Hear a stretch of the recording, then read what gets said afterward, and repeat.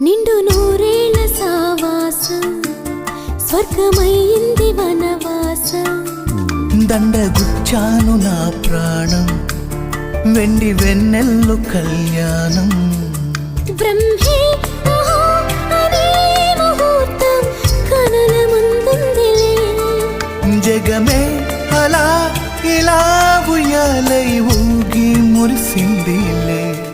నిండు నూరేళ్ల సావాసం స్వర్గమైంది వనవాసం దండగుచ్చాను నా ప్రాణం